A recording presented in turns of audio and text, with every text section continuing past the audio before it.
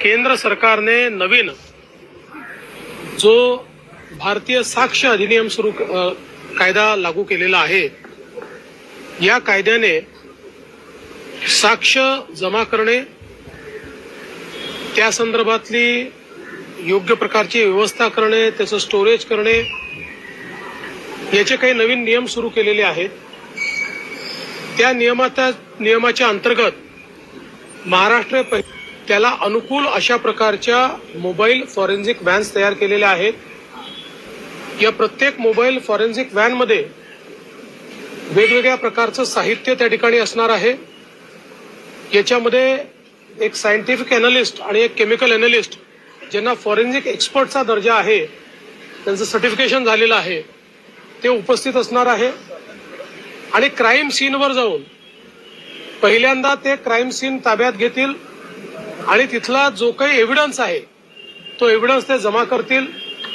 याच्यामध्ये blood sample असेल, नार्कोटिक्सचं sample असेल, एखाद्या स्फोटाचं सॅम्पल असेल किंवा वेगवेगळ्या प्रकारचे जे काही एव्हिडन्स असतील, या प्रत्येकाचं जागेवर टेस्टिंग करण्याची किट आहे। त्यामुळे कुठल्याही प्रकारे आपल्याला अनेक केसेसमध्ये योग्य एव्हिडन्स नाही म्हणून जो काही क्रिमिनल सुटताना दिसतात तसं याच्यामध्ये होणार नाही।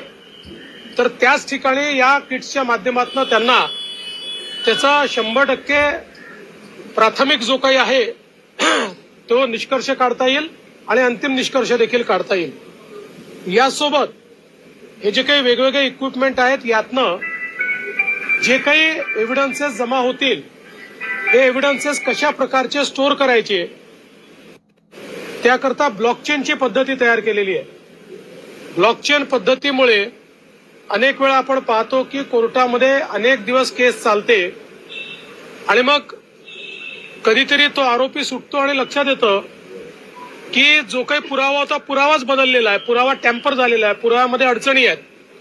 ब्लॉकचेन पद्धतीमुळे पुरावा कोणालाही टॅम्पर करता येणार नाही। त्यामुळे अतिशय सबळ आणि सायंटिफिक पुरावा हा आपल्याकडे या ठिकाणी राहील। या सगळ्या व्हॅन्समध्ये सीसीटीव्ही पण आहे आणि फ्रीज पण आहे, जेणेकरून ज्या टेम्परेचरवर पुरावा किंवा इक्विपमेंट्स किंवा अॅनालिसिस करण्याचे केमिकल्स ठेवायचे आहेत ते मेंटेन करता येतील आणि सगळं योग्य प्रकारे सील होत आहे की नाही हे त्या कॅमेऱ्यातनं आपल्याला पाहायला मिळेल। म्हणून कुठेही एखाद्या आरोपी करता वावच उरणार नाही। एखाद्या रेपच्या केसमध्ये सिमेंट कलेक्शन असेल, ब्लड कलेक्शन असेल किंवा एखादं डीएनए करता सायंटिफिक कलेक्शन असेल, असं कुठलंही कलेक्शन आता या माध्यमातून करता येईल। त्यामुळे मला असं वाटतं की गुन्हे उघडकीस येणं आणि गुन्हेगारांना त्या ठिकाणी सजा होणं, या दोन्हीमध्ये एक गुणात्मक बदल आपल्याला पाहायला मिळेल। जवळपास 256 व्हॅन्स आम्ही तयार करणार आहोत। 21 व्हॅन्स आता मी रोल आउट केलेले आहेत। सगळ्या व्हॅन्स या रोल आउट होतील, सगळ्या भागांमध्ये या व्हॅन्स उपलब्ध असतील। यामुळे आपल्या डिटेक्शनमध्ये आणि कन्व्हिक्शनमध्ये एक महत्वाचा फायदा या सगळ्या व्हॅन्समुळे होणार आहे। मी आमच्या विभागाचं अतिशय मनापासून अभिनंदन करतो। फॉरेन्सिकचे आमचे डीजी या ठिकाणी आहेत, फॉरेन्सिक विभागाचे आमचे सर्व अधिकारी या ठिकाणी आहेत। या सगळ्यांनी अत्यंत वेगानं चांगल्या पद्धतीनं हे काम या ठिकाणी केलेलं आहे आणि मला वाटतं की याच्यातनं महाराष्ट्रामध्ये आपल्याला अपराध सिद्धीचा दर देखील मोठ्या प्रमाणात वाढवता येईल आणि अपराधांच्या मनामध्ये भीती तयार करता येईल। आज महाराष्ट्र में भारतीय साक्ष्य अधिनियम के अंतर्गत केंद्र सरकार ने जो अपेक्षित किया था उस प्रकार की व्यवस्था को सबसे पहले महाराष्ट्र ने कायम किया है। हम लोगों ने मोबाइल फॉरेंसिक वैन का अभी उद्घाटन किया है।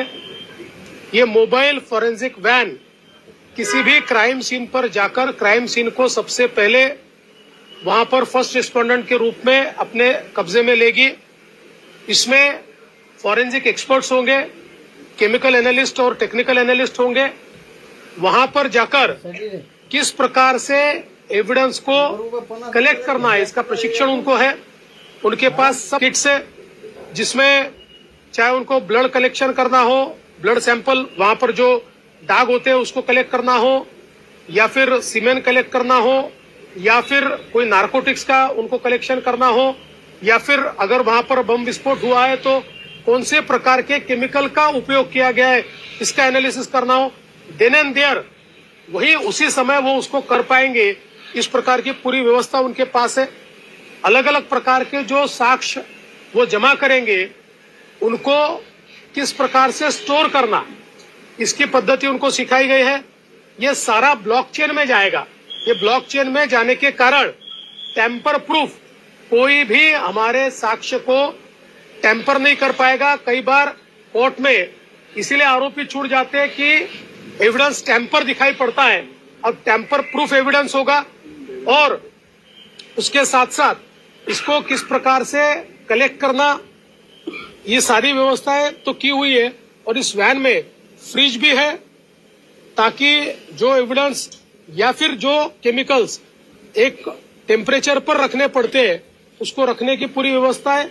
इसमें सीसीटीवी है, जिसके कारण एक प्रकार से ये जो सारे एविडेंसेस है, इसको ठीक से पैक किया जा रहा है कि नहीं, इसको ठीक से रखा जा रहा है कि नहीं, इसकी एक पूरी सीरीज उसमें हम लोग देख सकते हैं। और सबसे महत्व की बात है, ये सारी कनेक्टेड वैन्स है, इसलिए इमीडिएटली जो हमारे जो सेंट्रल ऑफिस है या जहां पर इसकी जानकारी जानी चाहिए, वो जानकारी उसी समय इन वैन्स के माध्यम से वहां पर जाएगी।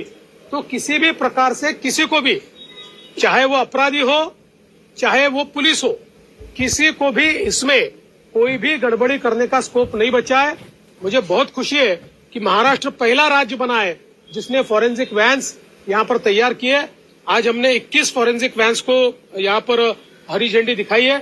256 हम फॉरेंसिक वैन्स तैयार करने वाले हैं, और सब पुलिस स्टेशंस में या सब हमारे अंचलों में ये फॉरेन्सिक वॅन्स जायची। सर, यूसीसी कायद्या संदर्भात महाराष्ट्राची भूमिका काय असेल? उत्तराखंड पहिलं राज्य ठरलेलं आहे ज्यांनी कायद्याची अंमलबजावणी। या संदर्भात अजून आम्ही त्याचा अभ्यास गट निर्माण केलेला नाही। त्याचा अभ्यास गट निर्माण केल्यानंतर त्याच्यावर बोलता येईल। जिस तरीके से सैफ अली खान वाले मामले बहुत सारे न्यूज़पेपर्स और जगहों पे आया कि सैंपल्स जो लिए गए, जो फिंगरप्रिंट्स हैं, जो मैच नहीं कर रहे हैं, इस तरीके की जो चीजें। देखिए, मैं साफ कहता हूं और मीडिया को भी मेरा कहना है कि जो बातों की पुष्टि नहीं है, पुलिस ने जो बातें बताई नहीं है, जो बातें हुई नहीं है, उसको लिख कर या उसको दिखा कर इस प्रकार से एक कंफ्यूजन तैयार करना ठीक नहीं है। मैं इतना ही कहता हूं कि इस मामले में पुलिस बहुत अच्छे तरीके से तफ्तीश कर रही है। करीब सारी चीजें पुलिस को मिल चुकी है। अब इसको अंतिम